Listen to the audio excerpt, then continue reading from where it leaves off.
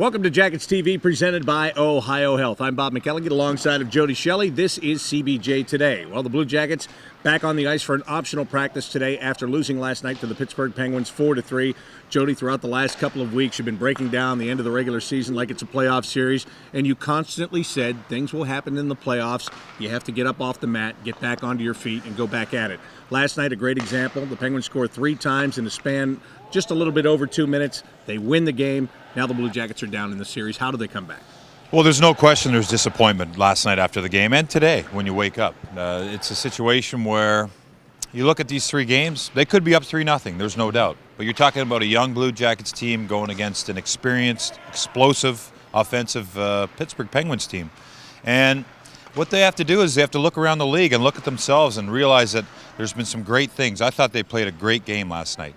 A couple errors, and that's what Pittsburgh took advantage of. And they learned during the year against St. Louis, against Chicago. The elite teams, you can't have that let up. So that'll benefit them going into tomorrow night. The mood here is positive, Bob. We've seen it already. And I've heard some interviews on TV and on radio this morning, and there's teams in the West, Minnesota, for example, who is back in the series because they won their first game. It's 2-1 in that series. Now they're back. The Jackets can't worry about the past. They got to learn from it. They got to win tomorrow night and make this the best of 3 going forward. When you got traded from the Blue Jackets to the San Jose Sharks, you were going to a team that was that experienced playoff team. So I'm sure there was that feeling around San Jose when you got there that they just knew how to get it done in the postseason, much like what you described with the Penguins. Well, it's funny. There was different tools you could rely on. It wasn't one player or one situation. It was a power play was probably going to score, or the top 2 lines were going to score, or if you got one from the 3rd or 4th line, it was a bonus. All those elements seemed to kick into play. But I will tell you that it was interesting to see that a seed of doubt could be planted in that veteran room. That seed of doubt where that other team that works hard like the Blue Jackets and have an identity and won't quit creates chaos in that room. And I saw it last night. I was between the benches down there. I could see it and feel it a little bit on that Pittsburgh Penguins bench. They weren't sure that they were going to win that game. I think they feel very fortunate today to be up 2-1 because the Jackets dictated the pace of play for most of the game. If they can do it for a whole game, look out for the Blue Jackets. I do want to ask you about the hitting aspect of the game. And the Blue Jackets, they were throwing the body in the first period like crazy. As the game went on, that backed off a little bit. Now, is that by design?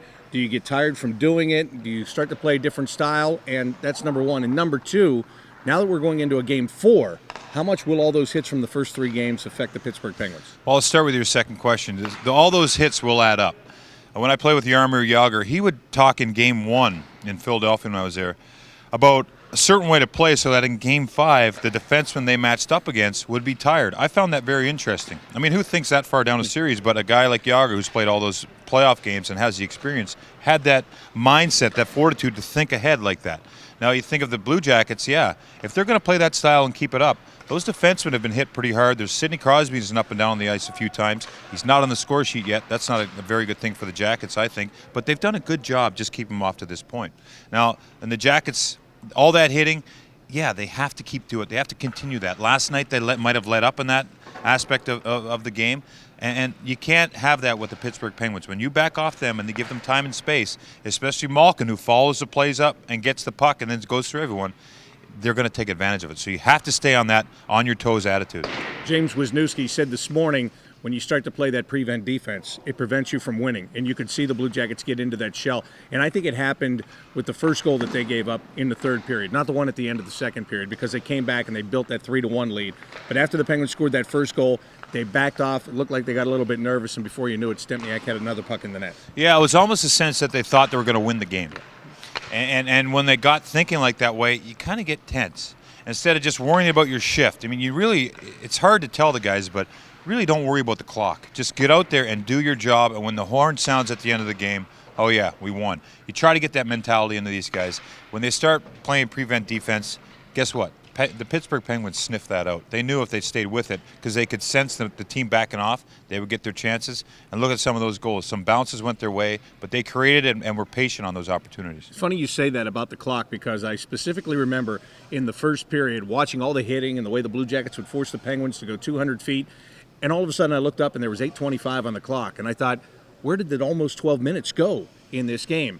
And then in the third period, you'd look up, and 40 seconds were off the clock from the last time you looked. Isn't that funny? When you start playing the clock, boy, it gets to be a long game. Just have to worry about your game and focus. And I think all these little valuable lessons, I think they'll be great down the road. But if the Jackets can harness them now, today, learn from last game, learn from game one, and take that into this series, this could be a long series that could go the Jackets' way. And the Pittsburgh Penguins do not want to get into a long series. Going into the playoffs, they had figured if they can get through this one, they can be rested for round two, whether it be the Flyers or the Rangers. Now they do find themselves in a fight. But the Blue Jackets, one last thing, do you feel tomorrow's a must-win game? Well, I'm going to say that, but I mean, obviously, it's not. There'll be life after tomorrow if they lose. But if you want to make this series what they can make it, learn from last night. And they've always had a good response all year. We've said that. Tomorrow, I expect the Jackets to win the game. I expect a big effort from them. And, yeah, let's just say they should win it. All right, so that'll be tomorrow night, a 7 o'clock game right here at Nationwide Arena. For Jody Shelley, I'm Bob McElligott, and this has been CBJ Today on Jackets TV, presented by Ohio Health.